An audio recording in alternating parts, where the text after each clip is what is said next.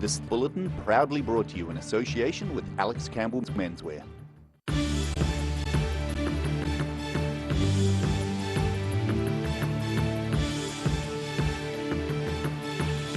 Tonight on The South Today, those against animal testing and the building of a purpose-built facility place thousands of paper hearts at Otago University. Another house fire in Southland prompts fire officers to issue a reminder for residents to be vigilant. And we take a look at a fundraising challenge that'll keep one man up for 24 hours straight.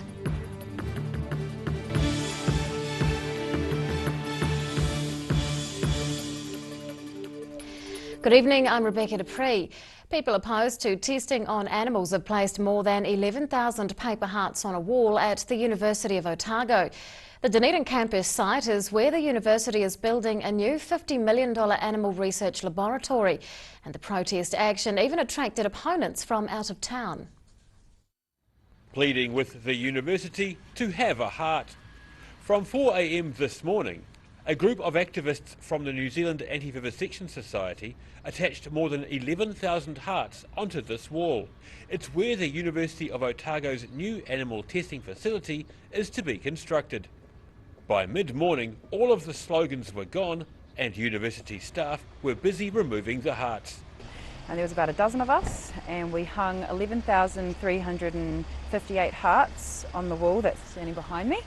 Behind that wall is where the new animal lab is going to be built, the new animal lab of the University of Otago. And last year, the University of Otago actually killed 11,358 animals for animal testing, and that's why we had that many hearts. It was to represent the amount of lives that were lost and that will continue to be lost every year if this animal lab is built. Members of the Anti-Vivisection Society are against testing on animals for ethical reasons. Jackson has a background in zoology and says the science behind vivisection is flawed. Our main argument is from the scientific perspective. We believe that vivisection is scientific fraud, that animal-based research isn't a reliable, applicable research method when it comes to finding cures for humans. She says one of the main criteria for people joining the organisation is having strong scientific credentials. Jackson says all living things are significantly different on a genetic level. Therefore, tests on animals aren't useful to humans. We are really different to animals on so many levels. The most basic example is you can't feed your dog chocolate. Imagine if they tested chocolate on dogs. I mean, we wouldn't be eating it now, would we? Some people walking by the wall as it was being taken down were supportive of the action. Others were confused and some were against it. Daryl Baser, The South Today.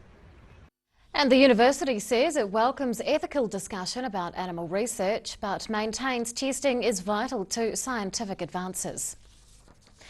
A Dunedin man accused of murder is being held in custody before a High Court appearance next month.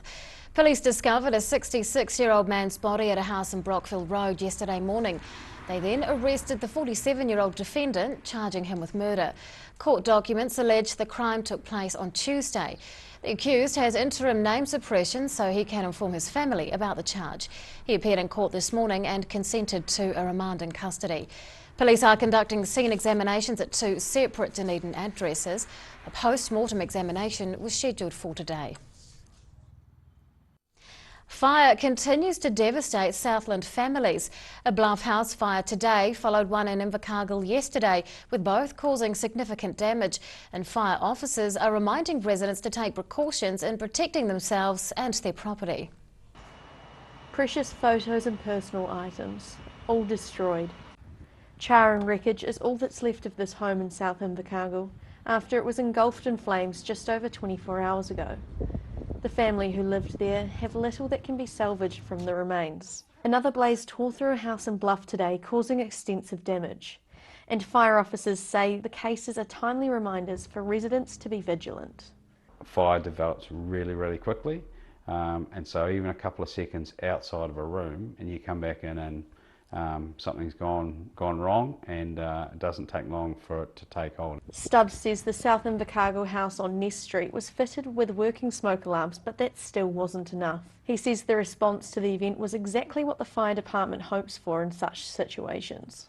The occupant that's gone in has reacted really quickly and decided, potentially to try and put it out, but realised that they needed to get out and call us in.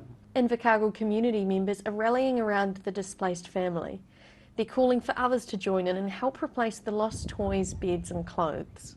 Everyone's rallying together, getting stuff for them. I'm just hoping it all happens before Christmas like Chantal did. It was just, everyone's just rallying around. It's too close to home. It is way too close to home.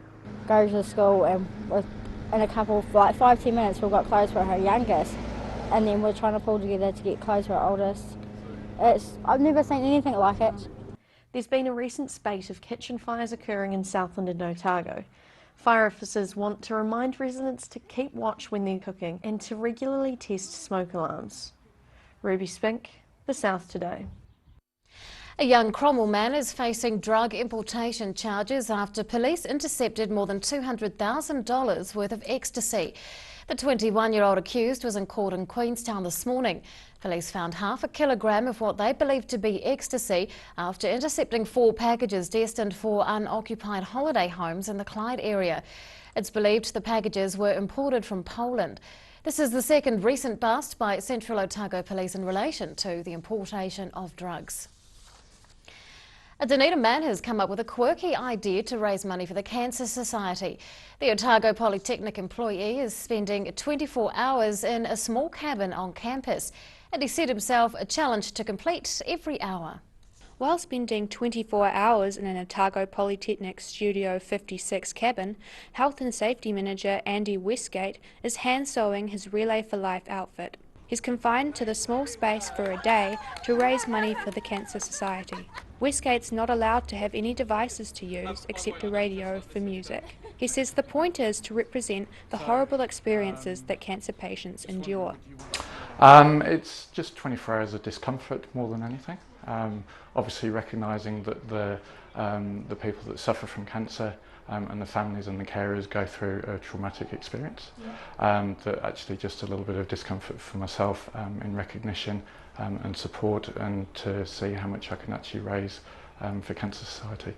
Westgate set himself the challenge of completing 22 push-ups every hour, in a nod to a popular social media craze. He says he's already feeling the burn. So I'm a little bit sore already after the third lot, so don't know how I'm going to go with that.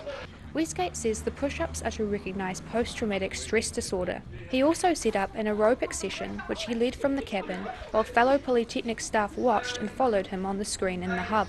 Media liaison Megan Martin says Westgate is aiming to raise $2,400 for the Cancer Society, which is $100 for every hour that he's in this Studio 56, which is pretty awesome, and he's running on track for that, so we're pretty hopeful for him. Westgate began at 9 this morning and by lunchtime had already raised $600, surpassing expectations.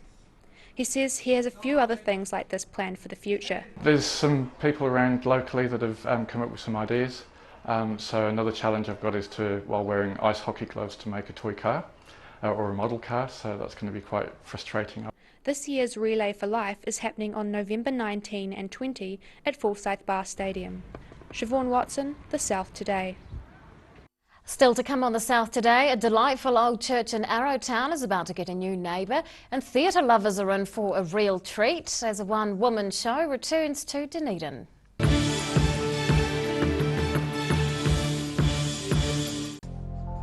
Emu oil has been used for centuries to support joint mobility and tired muscles. Also helpful for supporting healthy skin. Available as oil or in capsules. Go to www.silverhorn.co.nz to order Emu oil today. Every reason, every season, we're proud to dress the region. Alex Campbell Menswear, it fits.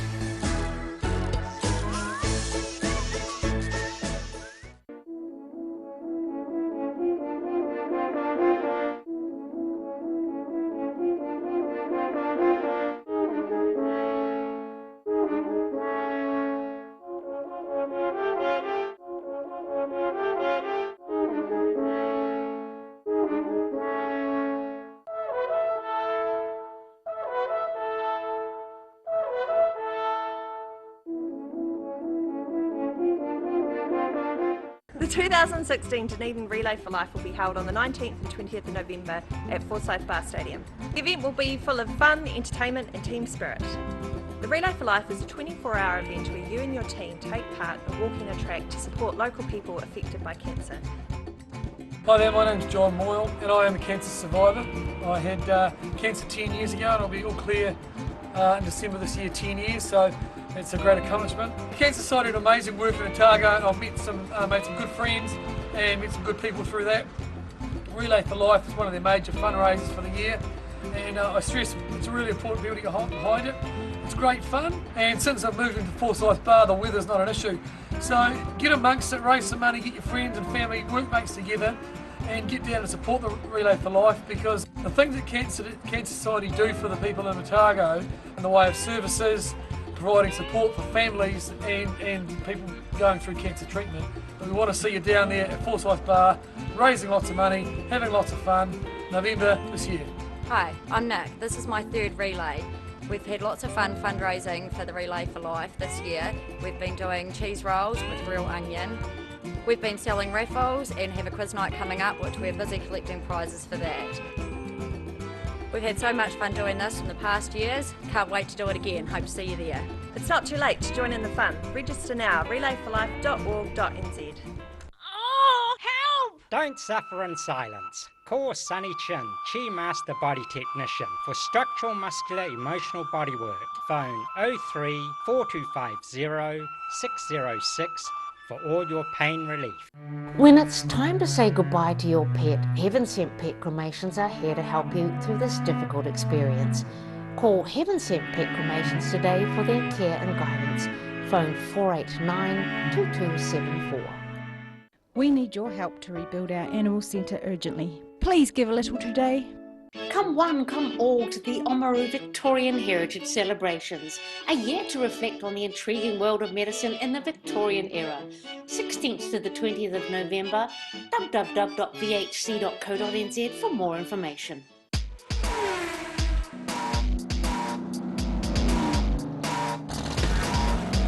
Put your seatbelts on for this one and rev it up. Thursday night is Motorsport Night. Proudly brought to you by multi-award-winning Garrador.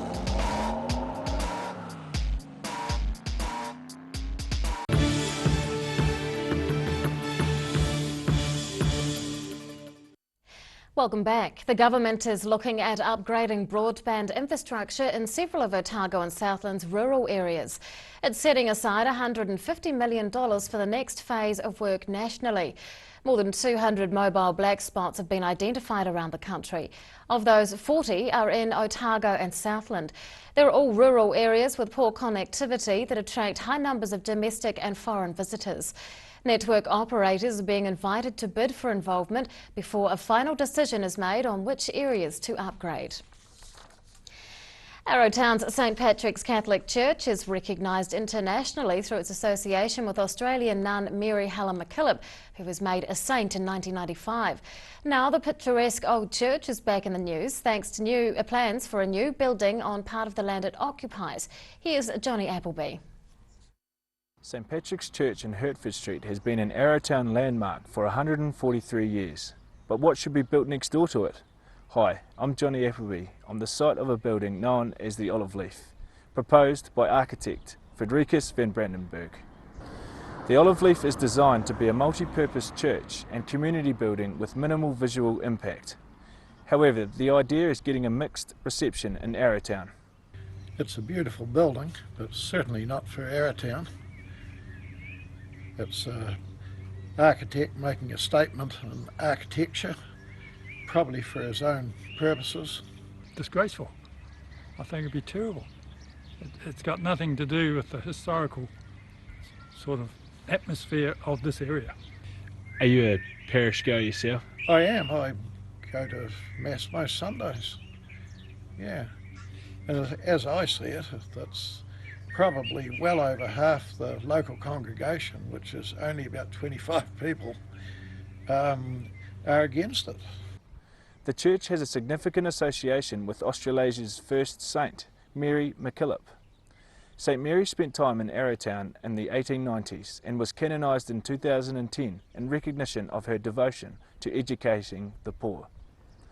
There are already 3 structures on the church grounds. Whether there should be a 4th will be decided through the resource consent process. I'm Johnny Appleby for the South Today. Auckland thespian Penny Ashton is bringing her one-woman show Jane Austen back to Dunedin after taking it around the world over the last few years.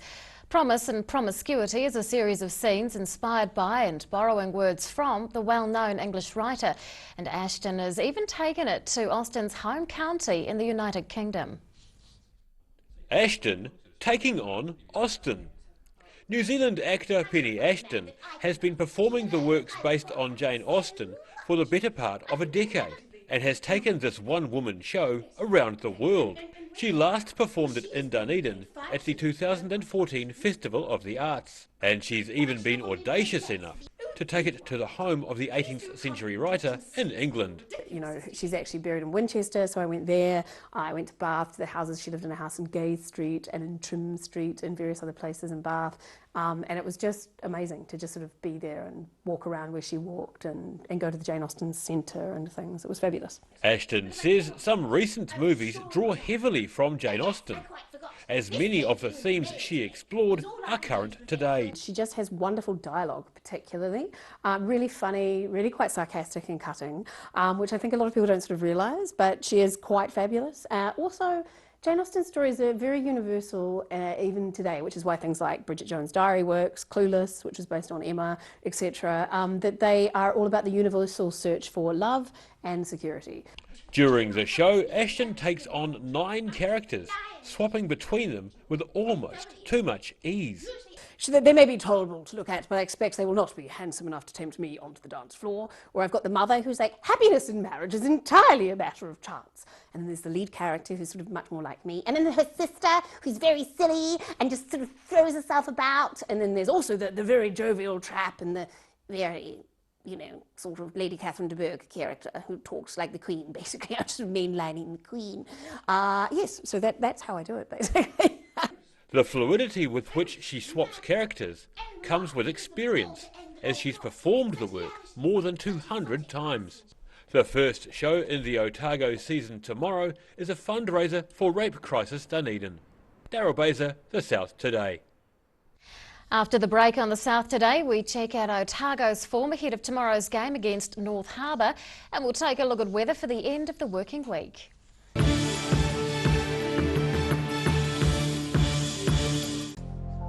Emu oil has been used for centuries to support joint mobility and tired muscles.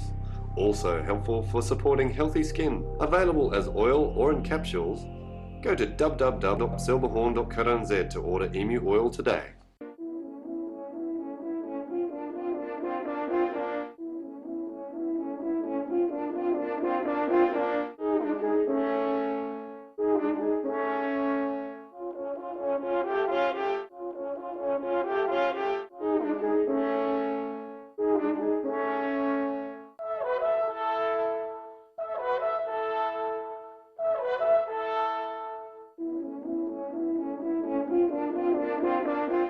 We need your help to rebuild our animal centre urgently. Please give a little today. Come one, come all to the Oamaru Victorian Heritage Celebrations, a year to reflect on the intriguing world of medicine in the Victorian era. 16th to the 20th of November, www.vhc.co.nz for more information. Pregnant? Need to talk? 24 hours a day, 7 days a week. Pregnancy counselling services are here to help. It's free, it's confidential. Call us now on 0800 773 462.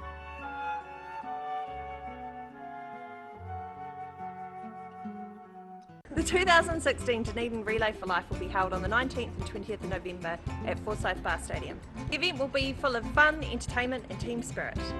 The Relay for Life is a 24-hour event where you and your team take part in walking a track to support local people affected by cancer. Hi there, my name's John Moyle and I am a cancer survivor. I had cancer 10 years ago and I'll be all clear in December this year 10 years, so it's a great accomplishment. The Cancer Society did amazing work in Otago, and I've met made some good friends and met some good people through that. Relay for Life is one of their major fundraisers for the year, and I stress it's really important people to get behind it. It's great fun, and since I've moved into Forsyth Bar, the weather's not an issue.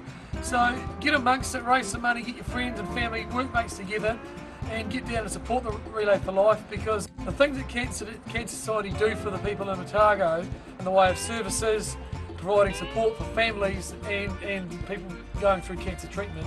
We want to see you down there at Forsyth Bar, raising lots of money, having lots of fun, November this year. Hi, I'm Nick. This is my third relay. We've had lots of fun fundraising for the Relay for Life this year. We've been doing cheese rolls with real onion.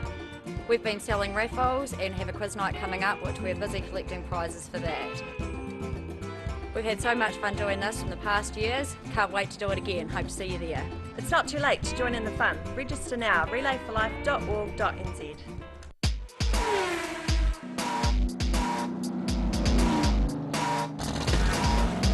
Put your seatbelts on for this one and rev it up. Thursday night is Motorsport Night. Proudly brought to you by multi-award winning Garador.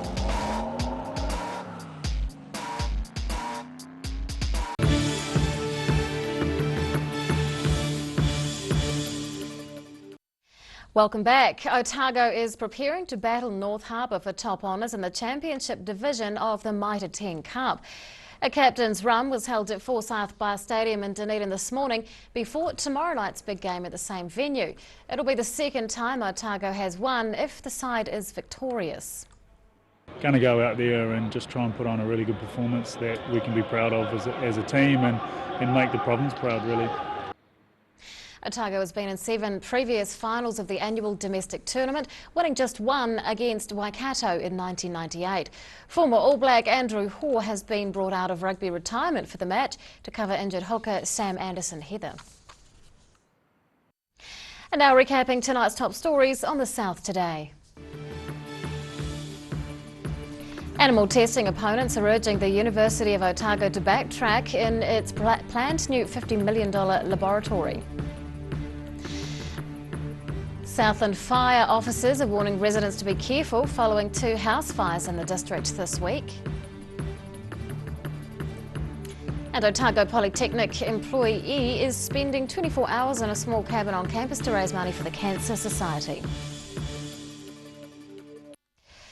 Well, it's time now to find out what's going to be inside Friday's Otago Daily Times, and you saw a part of him just then. Dave Cannon, he joins us now. I'm still laughing at elbows and all. The fellow in the small cabin, Helen. Goodness me. It was like a hen coop, isn't it? Ooh, here's my hand. Right, now, sorry. Tomorrow's newspaper. We've got yes. so much stuff we can't get it all in, so it's been a very exciting day. We'll have some coverage of that rugby final you mentioned in your piece there about the Otago game tomorrow night. Pretty important story. The head of DOC, Lou Sanson, has told a breakfast meeting in Queenstown that it may be time to review the laws that prevent DOC from charging people to go on the Great Walks. Oh. So that's got some ominous repercussions perhaps, so we're going to look at that story for tomorrow. We're following up the alleged murder in Brockville, the death in Brockville. We could talk to some neighbours about the fellow that died, so stories about that. We're following up the polls, our poll story. We're talking to more details about some more leaked documents today. And of course the WASH has had a reasonably good response to our call to people to show us your wonky poll. We've had a fair few sent in today, so they'll be in the WASH column tomorrow as well. And there's been some changes, this will be interesting, some changes we understand from the Compass Group about the Meals on Wheels service for Dunedin. So I'm sure that'll be a well-read story given the furore over the hospital meals a while ago. So read all about that in tomorrow's Otago Daily Times. Exactly. Thank you, Dave. No trouble. Time now for tomorrow's weather. This weather update proudly brought to you in association with Silverhorn's Manuka Honey. Here is our southern view. It's taken of North Dunedin from London Street. To the situation, a cold front will move across us later tonight and tomorrow morning, and it's going to be followed by a chilly southwest airstream. So things are turning, and unfortunately not for the better. Showers with gusty southwesters for Balclutha, the Catlins, Gore and Lumsden. Highs of just 7 or 8 degrees tomorrow. Showers with gusty sou'westers for Alexandra, Tianau and Wanaka. Sleety showers in Queenstown if you're heading that way. Gusty sou'westers, a high of just 7. Sou'westers with rain easing for Oamaru, 14 degrees there. Showers and gusty sou'westers for Omarama and Twizel, both on a high of 9. And in Timaru, a sou'west change brings rain later in the day, 18 degrees. In Dunedin tonight, nor'westers dying out with rain and sou'westers developing, a low in fact tonight of 7. Tomorrow, cloudy with scattered showers at first, but a period of heavier rain later on. Southerlies freshening and a high of 8, which is just 1 degree more than tonight's low, which isn't terribly flash. And on Saturday, showers clearing, but cloud remaining with cold southerlies dying out and a high of 11. In Invercargill tonight, rain and gusty sou'westers developing, dropping to a low of 7. Cloudy tomorrow with rain easing to showers, cold sou'westers 8 degrees.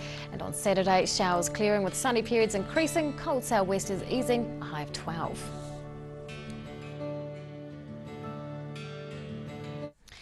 And that is all today from the South Today. We'll see you again tomorrow. Good night.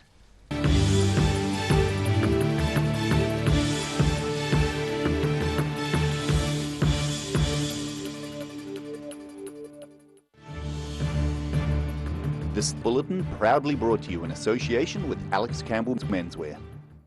Supporting local content so you can see more of New Zealand on air.